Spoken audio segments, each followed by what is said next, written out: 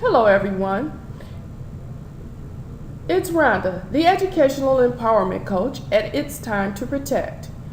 It's Time to Protect specializes in providing parents, students, teachers, and administrators with professional presentations, personal consultations, and training programs for discriminatory harassment and school discipline due process rights. Today's presentation is the 5 steps to take when the school disciplines your child. Step number 1, take a deep breath. The call from the school normally catches us off guard as you're usually in the middle of something, such as work, a business meeting, a major project, class, a luncheon, or whatever you may be doing. Your first reaction is to be upset with your child, and you suddenly feel your blood pressure rising. This is why you want to take a deep breath and gain your composure, which takes us to step number 2. You want to gather information from the school about the incident. This is where you ask, what happened? You ask the who, what, when, where, and why. This is not the time to defend the child. You just want to gather information at this point. As the guardian or parent of the child, you have the right to request a copy of the investigative report. The copy of the report you receive will be a redacted copy. Redacted meaning that due to confidentiality, the names of the other students have been removed from the copy of the report that you receive. With this process, it may take a few days for you to actually obtain the report, which takes us to step number 3. Step 3, you want to buy some time. You want to ask the principal to wait a day on making the decision to suspend the student or to send the issue to the school superintendent because they're asking for a lengthy suspension. There's no guarantee that the principal will honor your request, but you have given it your best shot. I believe in the philosophy of ask not, have not. Remember, this is not the time to defend your child, so please do your request in a reasonable manner, because you're trying to stop the trains, trying to stop the process, because school disciplines move very, very quickly. Step number 4, determine if the case is about policy or facts. Policy meaning that the child has been observed committing an offense that is in direct violation of the school policy and rules. An example would be that the teacher has observed a student holding another student's inhaler. The student is not using this child's inhaler but has it in their possession. School policy prohibits a child from being in possession of medication that is not prescribed to him or her. So therefore, this would be a violation of the school policy. But the child was not observed using the inhaler, just holding it.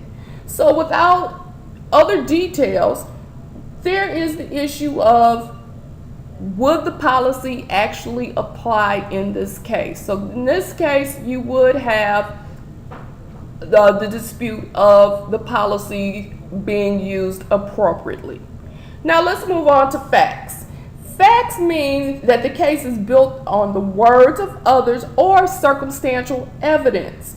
An example would be that the teacher observes a pocket knife on the floor by a student's foot. The student says that the weapon does not belong to her. The teacher believes that it is that student's weapon. The student stated that another student threw it on the floor and it landed near that student's foot. In this case, we do have a clear policy violation because weapons are prohibited from the schools, but there is a dispute of the facts. So your appeal would be based on the facts of the case and not the policy. Which moves us to step number 5, the appeal. You want to write your argument of why the child shouldn't be suspended. So once you've gathered all of your information, you've received a copy of the investigative report, and you've done your research, you want to write your best argument of why your child shouldn't be suspended. Remember, you don't want to go against the school about what you feel is right and wrong, but you want to stick to the facts of why the child shouldn't be suspended based on the information that you have received. So once you've compiled your appeal letter, you want to schedule an appointment with the principal or the superintendent to present your appeal.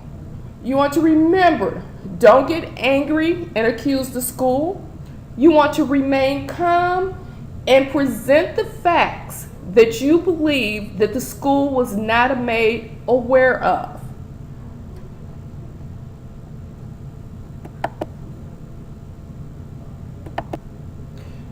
A recap of what you've learned today, the 5 steps. First thing you want to always remember to do, parents, take a deep breath. Gain your composure. 2, gather that information from the school. How many times do we receive that call where you just take that school administrator's word for what has happened? Gather information. Ask the who, what, when, where, and how it happened. Thirdly, buy some time if they're asking about an immediate suspension of your child. Ask for a day or so that you can gather some information about what really happened. 4, remember, determine if the case against your child is about policy or facts. Is it based on a clear-cut policy violation, or is it based on circumstantial evidence and the word of others? Last, the appeal. This is the important part. Write the appeal. Write your argument of why your child shouldn't be suspended.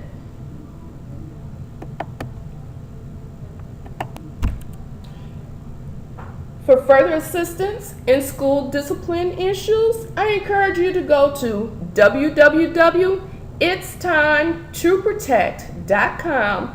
There's a lot of resource information that I have out there for you.